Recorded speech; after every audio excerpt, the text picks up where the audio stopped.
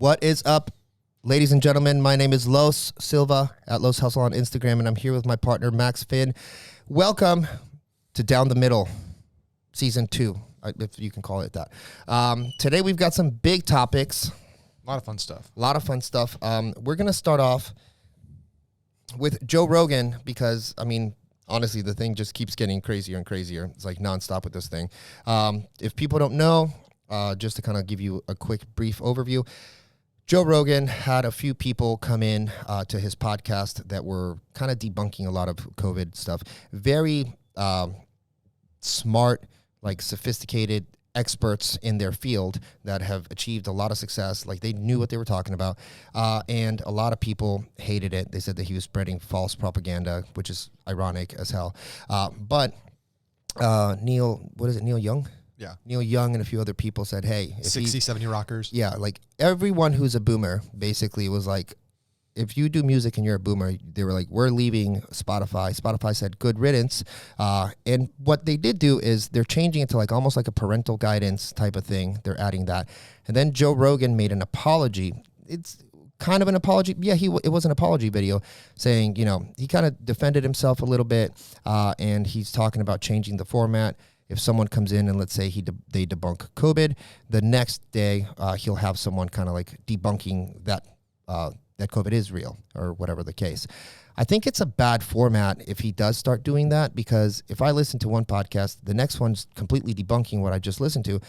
You kind of believe the other one because you're like, oh yeah, the other guy can't defend himself. I think if anything, it should be kind of like a three-way conversation, and he should be the mediator between both of the people, just asking questions and kind of listening, because he's a great listener, and that's why I think he has good questions, but he leaves the door open to listen and kind of let people speak. And I think that would be a better scenario, so you can kind of have two heads that are completely opposed, having a real discussion and figuring out where to go, kind of like in the middle, Yeah, I think having on very important and like critical topics like COVID, right, where it's a very, it's impactful, and what you say has has repercussions, right, and there's a lot of polarization and different viewpoints. For something like that, I think, having, right, somebody that is, very pro all the measures, and kind of somebody that's talking about why they're not important or why they don't work, having them together in a show, I think is where Joe is kind of guiding and interacting, I think would be valuable. But I think, and this is what I don't understand, and we've talked about Rogan a few times on the show, and we've brought up this multiple times. Right. I think there is a lot of people who, not just with Joe, but with other things, make decisions and opinions off of headlines and a few clips. Yeah. I would, this may be, generous, but I would say most people that are on Twitter and saying, cancel Rogan, he's dangerous and stuff, have probably never listened to a full episode of JRE. if at all. Let alone listen to multiple episodes.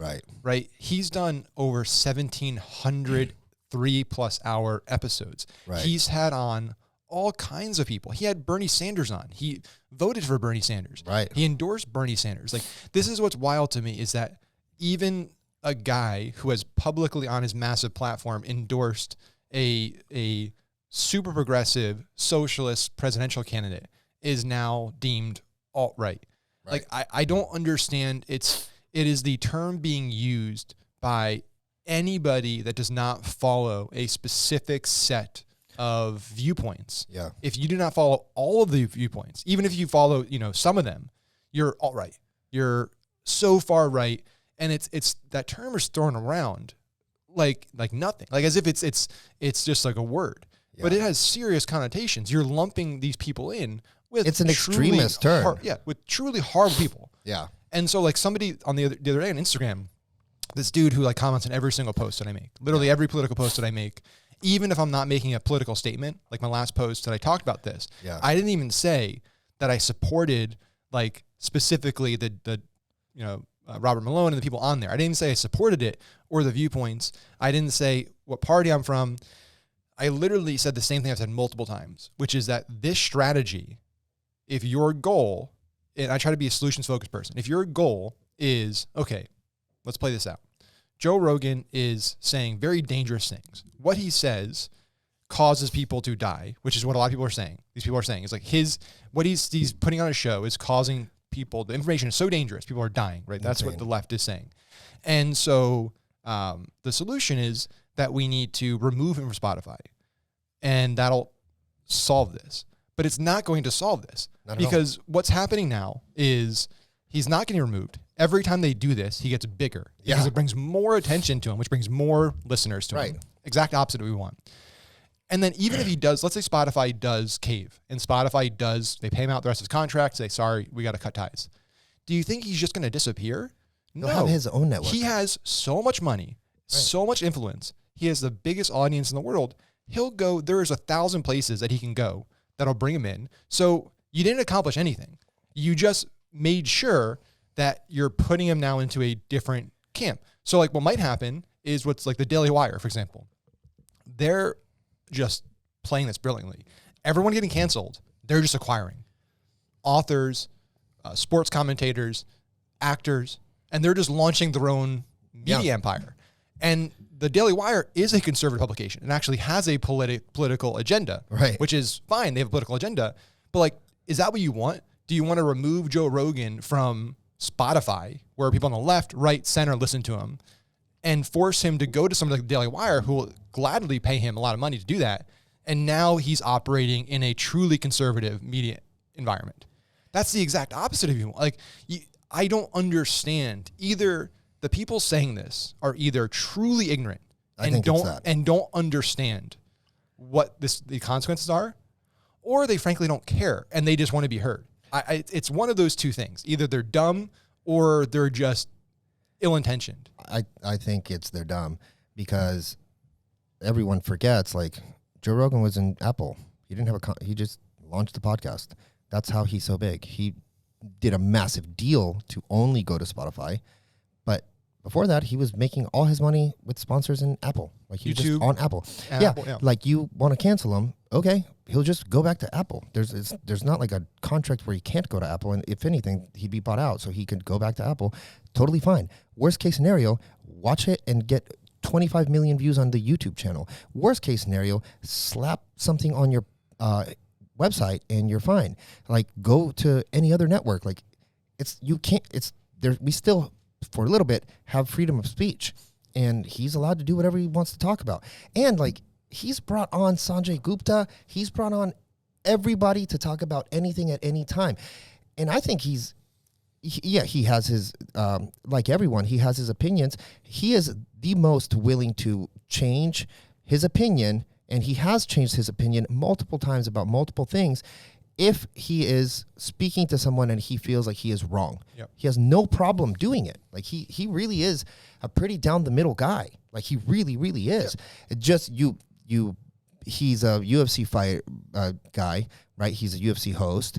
He looks like a Republican, and he does, talks about fighting, shoots guns, eats meat. So they're trying to use him as like, that's what they look like. That's what they are. You kill those people. That's what you're just trying to completely eradicate the right. And I really think that all this extremism is only going to, like, next few years, the world will be Republican because of what's happening. It is the single worst. As somebody, we're marketers at heart. That's what we do, right? As a person who spent the last decade of his life studying marketing, persuasion, reading every book you could think of, spending lots and lots of money on advertising, this is the single worst strategy if you're a Democrat who wants to be elected, if you're on the left, if you support progressive ideology. This move is the worst thing you could be doing, because what it is doing, and the data shows this, it is moving nearly every single independent libertarian hard to the right. To the right. And I know that there's polling data, but also anecdotally, nearly every single friend that I have, everyone in our circle, the entrepreneur world is very in the middle. Right. You have some people that are conservative, some people that are Democrats, but most entrepreneurs are socially liberal and fiscally conservative. That's kind of definitively an entrepreneur, right? And they swing. They vote Democrat, they vote Republican. I've voted Democrat more than I voted Republican. Right. For everyone to know, right? And I've said this to people that call me an alt-right. It's like, no, the last two presidential elections, I voted Democrat, right? Yeah. But this move is what's happening is so crazy because you're basically just saying, if you don't follow our views of everything in the world, you're in trouble. Not just that you're wrong and we disagree with you, which is one thing. It's you do not have a right to disagree. Right. And that is fucking terrifying. Dude, it's fucking scary. It is terrifying. Like, it's getting like that. And people, and this is, it's ignorance, because if you're on the left right now, if you're in that camp where you're in power and you're cancer, you get all the tech companies are supporting you, and so you're controlling this. Right. They're not playing this out and seeing what can happen when conservatives get in power, right? When companies in the Daily Wire, because they're slowly building this empire, when they become a multi-billion-dollar juggernaut, and now they have a lot of control, and you're the one on the other side. And I think, like, what I want to ask people that disagree, and again, like, I love disagreement. If you disagree with this, that's totally fine, and I support your disagreement. Yeah. What I don't support is using force to shut other people, their voices down, that aren't actions, that aren't violence. Like, words are not violence. Like, I think that's a ridiculous belief, right? Violence is violence. Action is action. I think where this goes, and I see this happening, and I want to play this out. Where do you draw the line, right? So the argument that most people make when you discuss this is, well, it's not a freedom of speech thing because this is a private company, and private companies can do whatever they want. And that is totally true. Yeah. And I will support that to the end of time, that private companies are private companies and they can do whatever they want. What scares me is, like, I can still be scared of it and still somewhat say, like, okay, legally they can do it, right? They can do whatever they want. So Spotify removes Joe Rogan. Let's say that, okay? Let's say Spotify caves.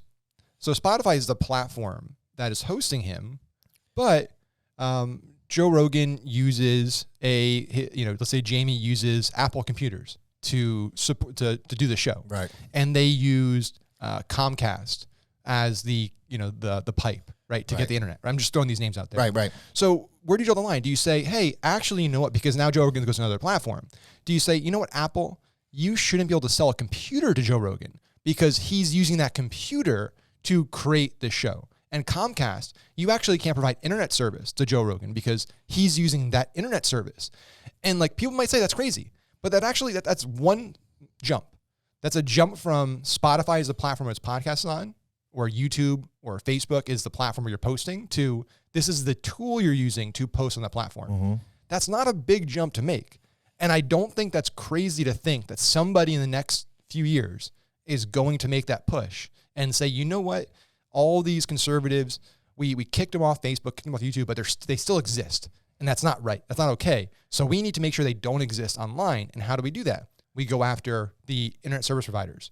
We go after the cell phone companies. So, hey, you know what, Verizon, we don't want you to let Ben Shapiro use his phone because he uses his phone to shoot videos and record stuff. And his stuff's so dangerous that he shouldn't be allowed to do it. So Verizon, you cannot provide service to Ben Shapiro. And, Comcast and E18, you can't provide service to Joe Rogan. And, Apple, you can't sell computers to Patrick Bet-David. And, like, I know this sounds crazy. Right. But honestly, if you think through it, it is not that far-fetched of an idea. And that should terrify people. I can definitely see a bill trying to pass it. That should terrify people. But the crazy thing, you don't need a bill. These are private companies. Yeah. So Apple could just decide, like, this is what I'm getting at, is it requires no legislation. This just requires all these big tech companies to get together like they did with Parler and agree that Joe Rogan is a danger to society and we cannot allow him to share his message. It's too dangerous and it's too popular. So we need to coordinate and make sure he can't do that. And so we're going to make sure he doesn't have hardware, he doesn't have software, he doesn't have internet access, and doesn't have distribution. That is China. Easy. That is easy for a few companies to do because a few companies control all that. Look how it took 24 hours for the fastest growing social media platform in the world, Parler, to get taken out of existence. Right. Not that hard to do. They can do it to anybody. They can do it to any company. They can create the worst economic downturn in the world. Just boom, apps are off. Everyone's business is gone. And so again, I know that was a rant there, but I've been thinking about it for the last week, and I think it is I guess the question to anybody listening that thinks this is okay is, where does the line get drawn? Yeah, I mean, I used to sit in the middle mostly, right? Like I voted, the last time I didn't vote for Trump, and the time before that I voted Democrat. Now I'm pretty swinging hard on the Republican side, because it's more like, I feel like we just don't have rights. It's not even like who your president has to be, or like, what do you want to do with money? Or like, I feel like the left is just stripping the world of their rights. And it feels intense, man. Like, and I wonder, like, a real statistical analysis of like, how many people are really Democrat right now and how many people are really Republican, because I think that they're getting smaller and louder, but they're definitely getting smaller. And I feel like the people that were swinging, they're over here to the right, and even some people that were just on the left are like, I'm just not cool with this anymore, because it's becoming they're becoming a small batch of like extremist and dictatorship and just like government destroying. It's just this is like a crazy gang, and this is like normal people. I feel like Republicans are normal people now. It used to be like, oh, gun toting, like crazy guys. I feel like those are the normal people right now. And then the left is just like, there's only extreme. And I think that even people on the left that were just like, yeah, I'm a Democrat, now don't even want to say that, because you're looked at as extreme. Oh, well, also, if you're looking at the right, you're like, oh, like super crazy extremist as well. Like, it's nuts, man. The biggest thing that I think is crazy is like, we've never been in a situation like these past couple of years where like your voice is going, like, anybody can say anything and try to take your voice.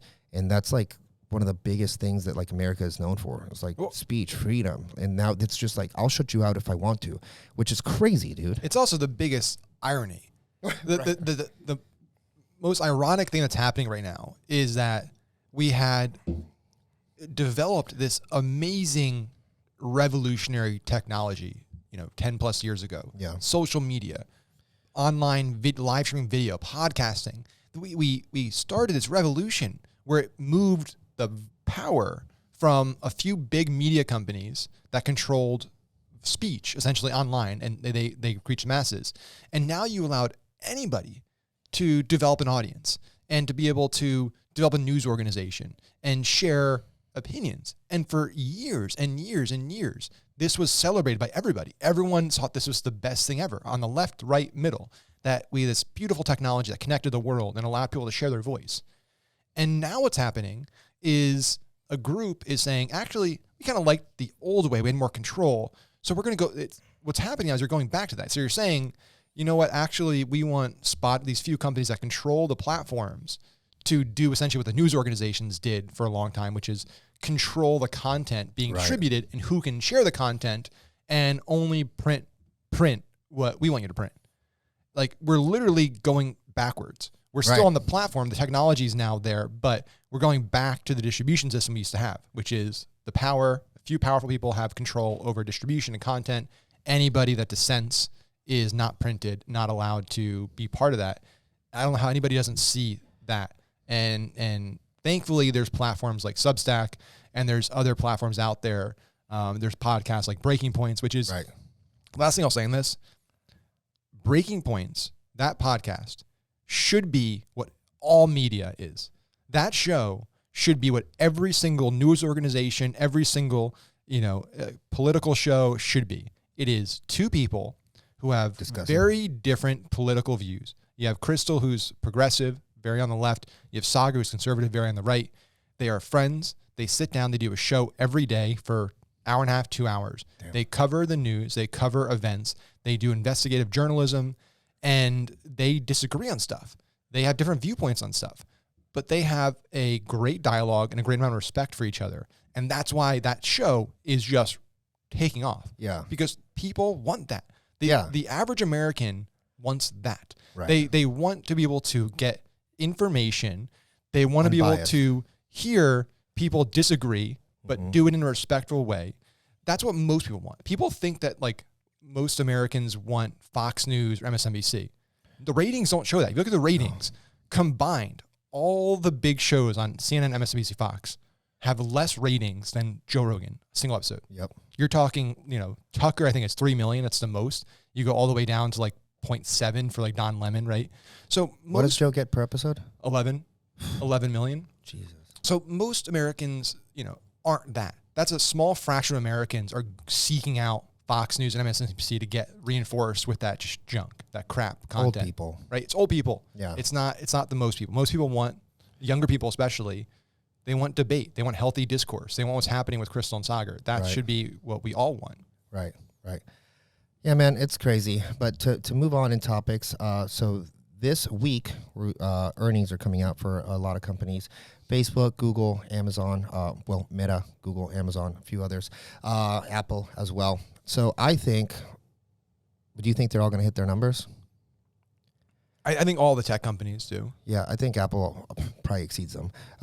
Amazon, no problem. I think Facebook, Meta will be right in there, probably down on the ad side of stuff, but up on Oculus, right? It'll be just crushing on that side.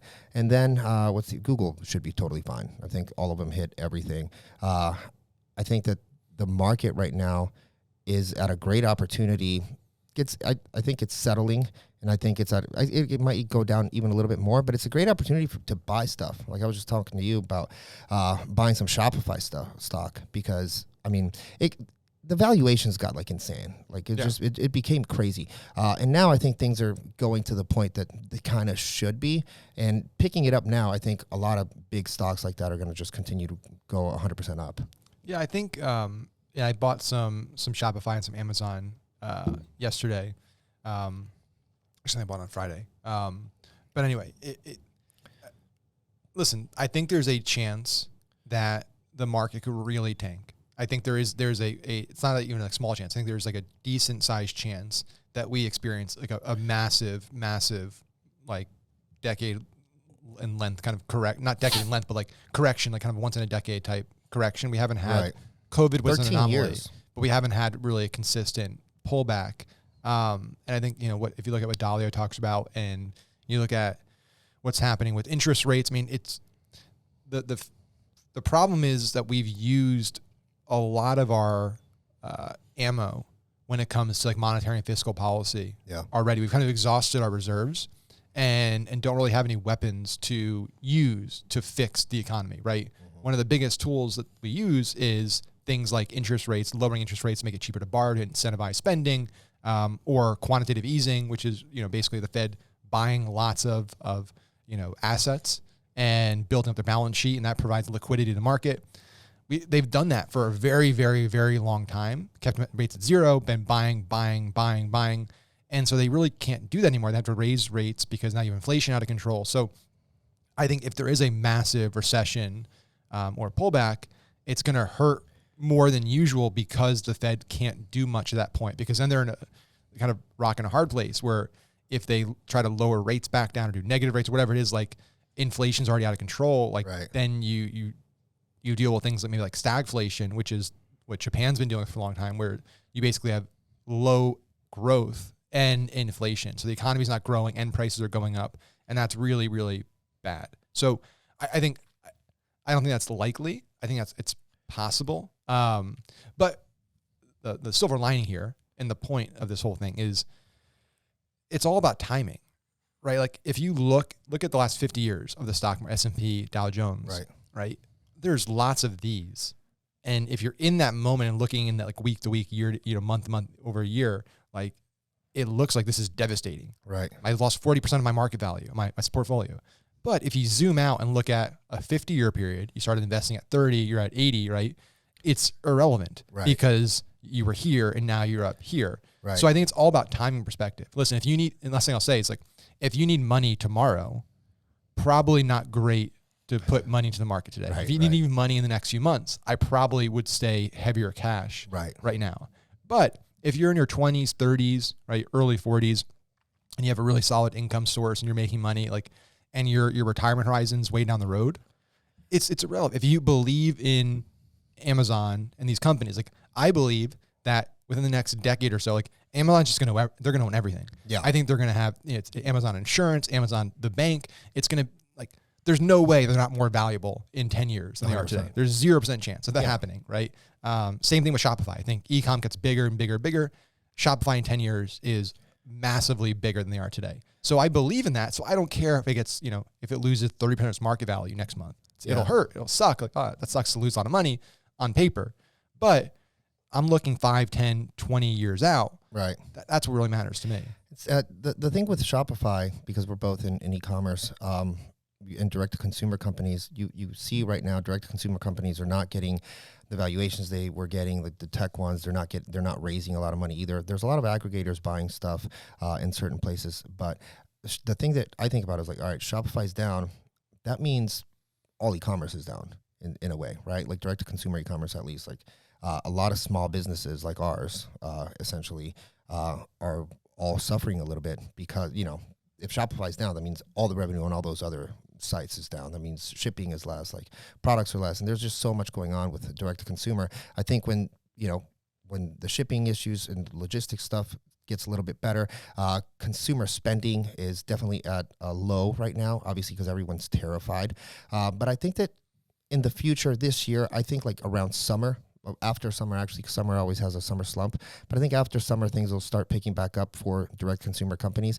And as a direct consumer company, if you are one or you're listening, or even for us, I think it's time to really focus on like building more brand. And it sucks because you have less capital probably at this point, but that building brand is the thing that's going to keep you from actually being fly by night, right? Because a lot of these companies go down because most of the direct consumer companies that are using Shopify are direct response marketing companies for the most part, right? They don't have brand, they don't have anything else. The ones that do are the ones that have big exits and stuff like that. So I try to look at it on silver lining. Like we work with a lot of e-commerce people, and I try to explain like, listen, it's kind of like the stock, right? Like this isn't the year that you scaled 5X.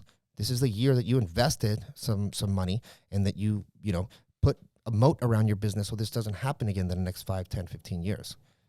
Yeah, 100%. I think it's all about time horizons, all about what your goals are. We talked about it last week, right? What are your priorities? What do you want out of this? Is it cash flow, or is it building long-term kind of enterprise value and equity in your business? Right.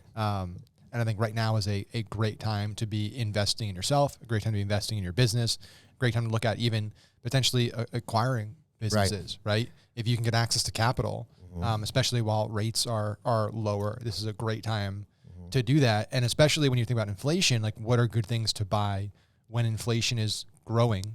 It's assets. Like it's like real estate. It's things that you use debt service, because the beauty of inflation, if you are a debt holder, is that you get to pay your debt back in dollars that are less valuable. Right. And that's why there's always this theory that like what we'll do one day is like just try to inflate our way out of like all of our debt issues, because we can pay back China and stuff in much, much cheaper dollars, because we can just push our inflation like crazy. Yeah. So yeah, owning businesses, you can get great deals in terms of like SBA loans up to buy businesses, like 6-7% over like 10 years with, 10-20% down. Yeah. And a lot of these businesses are already cash flowing, so you can be making money. Like, you can buy a business that's doing 6-10K a month profit, and your debt service on it's like 3-4K a month. Yeah. And you can basically then come in, grow that business, pay that business, pay that loan off within a year or two. Yeah. And then you can be dynamic with how you buy a business too. And when something that people don't think about that you have to do is like buy assets, right? So like if you have an e-commerce business, I would buy a media property because I want to buy the traffic. I wouldn't buy just an adjacent thing to like support some SKUs. I would say, hey, where's the media at? If Facebook's costing too much, I'm going to go buy a media property that's doing something and it's getting X, Y, Z uniques. And you can be dynamic with it. Let's say you want to buy it. Someone's like, hey, I want $1 million for this thing. Okay, you can do a small down payment and then just consistently pay. If it's a smaller business, sometimes you don't even have to put money down. Talk to the owner, see what they want, and have a creative conversation with them. I've seen, and I've helped a few people because we have a brokerage. I've seen these kind of deals happen way more than people think. Frankly, this is how people buy a business, small, like in those levels.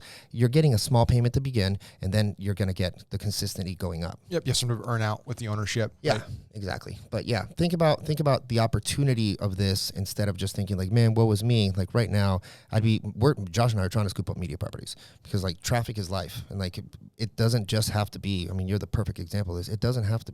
Me too. I don't have a Facebook. It doesn't have to be just Facebook or just one type of thing. There's so many different things. I mean, we're even testing, like, we're about to start testing like Spotify ads for different things. But anyways, so that's it with that one, guys. And then the last thing is, I was at a mastermind, and a guy who's just crushing it in the crypto game did like 3 hours, and it was, some of it was way even over my head. But then he kind of broke down like his playbook for NFTs. And it's cool because Max and I are thinking about buying some NFTs here together. And he had a foolproof game. So like what he does is he doesn't care about utility, which this is going to sound like that's ridiculous. But actually, if you're thinking about this, right, like most of these things are a gamble. So he doesn't care about utility. He doesn't care about who's involved. He doesn't care about if Steve Aoki or Michelle Pfeiffer or whoever the hell has NFT. He just goes for like, how big is this Discord? How fast can I get in on the mint? He makes sure he has a team that basically goes in, does all the things you need to do to get inside of the mint. He makes sure he gets on the mint. If he doesn't, he just goes on to the next one. He has like a spreadsheet of like 4 or 5 he's going to hit. Once he hits the mint, he's guaranteed to make money, basically. He doesn't sell them past the reveal. He sells them when it's about to reveal, because normally he said you can get 2 to 3x because people want to see like what the crazy one is. Flips them all. Normally tries to buy 3 or 4, does like a few accounts, does that weekly. Dude's doing like 9 ETH a day on this. Like price starts with like 4, flips into 9. That's pretty ridiculous considering like it's net. Like he's just cashing out. So this is gonna be my strategy with Max moving forward. Like I love the idea because like he has no emotion about this. It's in like his media buyers, like there's no emotion. It's like boom, boom, boom. Like this is our process. This is what we do. So that's, I loved it because at first I was just buying stuff and being like, yeah, I'm going to hold it. I'm going to try to flip it for 10. Like later on, I got stuck with some bags and some worked out. But like with this one, there's no emotion. Like we're moving, we're getting it, we're working on. Yeah, I think as long as you go into it with that mentality of like this is just a trading game, and like you said, it's, you know, there's no sure thing when it comes to making money. Right. But it seems to be, just based on all the data that I've seen, that NFTs, it is pretty about as close to a sure thing as possible. If you get in on a big project on whitelist, that you're going to make a profit. Right. It's almost guaranteed just because of the way these things are structured, the big projects. Right. They only do limited whitelist. You get to basically mint it at a deep discount, and then you can instantly double it. What you got it for. Yeah. Right. And so I think as long as you're going in knowing that like no emotions, like you can't go in there and start looking at, oh, well, other people are listing at 5x, 6x. Should I do that? It's like, no, go in there, say, I want to double my money, do that. And then you're good. Anything else, it's gravy. You can just hold, you know, if you can double your money selling just 1 or 2, that's great. And then you hold 1 or 2 that you know are rarer, because I know there's some tools that we're going to talk about later, but like, yeah, that's a no-brainer strategy. Yeah. There's a tool called NFT HUD, which is, you actually have to like buy it with on OpenSea, and it gives you a ton of data. Like I haven't even played with the entire thing, but one of the cool things that it does is like you can go to like Bored Apes or whatever you want, and it'll show you the exact rank of the thing, and it basically gets into the smart contract. And so even when you are what is it called, the reveal, when you see some that are coming into the reveal, you can't see it, right?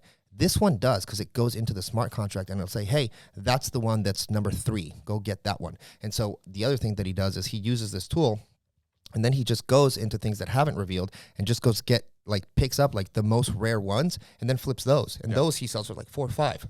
Yeah. So that's a brilliant money stupid hack, game plan, because it's the person on the other end has no idea. You're going to get somebody that just like has very little money, and they put, but that was like their one entity they bought, and they can double their money. They're going to be like, okay, great. But they might be holding, a top 10 rank on any top 10 rank on anything. You're going to sell massive. Yeah. I mean, you can go. So what normal people will do is like, they'll see them all. The reveal happens. They're like, oh, what do I do? So they go to rarity tools, and then they'll look at the rarity. It's way more like mechanical to go do all that, figure it out. But then they figure it out, and they're like, all right, these are top 10.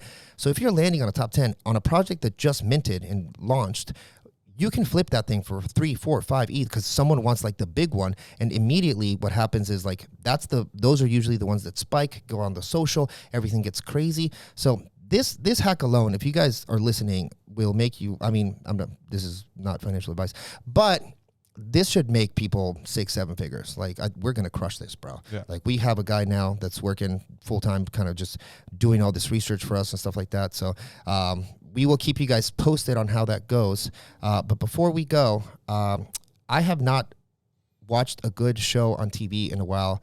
I'm lost. I've been watching YouTube and TikTok. Are you watching anything? I think, did we talk about this show a while back? Or maybe I talked about this on our team call yesterday because we actually had this question. On HBO, it's a show called Raised by Wolves. Did we talk about that? Well, we did. Yeah, I get to watch very little TV because I'm always either working or playing with Quinn and Larissa. But I started watching that one. I can't watch it at night with my wife. She's not into sci-fi at all. Yeah. I am a dork. I mean, we're the same. Yeah. And she's like, no. So Raised by Wolves, and then another good one on HBO is second season came out, Righteous Gemstones. Oh, dude. Bride, yeah. John Goodman. I did see that one. The problem is, like, you can't, they're actual weekly episodicals, right? Yeah. So, like, I watched the first 4. Also, actually, yeah, I've just been watching all of them, like, at night. Peacemaker. Have you seen Peacemaker? I forgot about that one. Yeah, Peacemaker is so good. It's like... It's the top-rated DC... He killed it, dude. It's the top. So out of all the DC movies, TV shows, it's the highest rated. I think it's like a 94 on Rotten Tomato. I love that they made it, like, comical. John Cena is he nails perfect it. for that role. He nails it, dude. Yeah. Well, I guess I am watching TV. I still need another show though. Well, we should just get a pet eagle. Yes. Just chill out in here, eagly too, and can I bet you we could train one. Yeah, we can just get it. Can go do the cameras and stuff. Yeah, that should be the down the middle, like, new logo. Boom. The mascot. It's an eagle. Yeah. All right, guys. Well, that's it for us today. Please subscribe, join the notifications, and leave us a review so we can rank more on all the platforms. And if you guys want to reach out and say hi, at Los Hustle, at Max Finn on Instagram. And that is it for us today, guys. We will see you soon. Later, guys.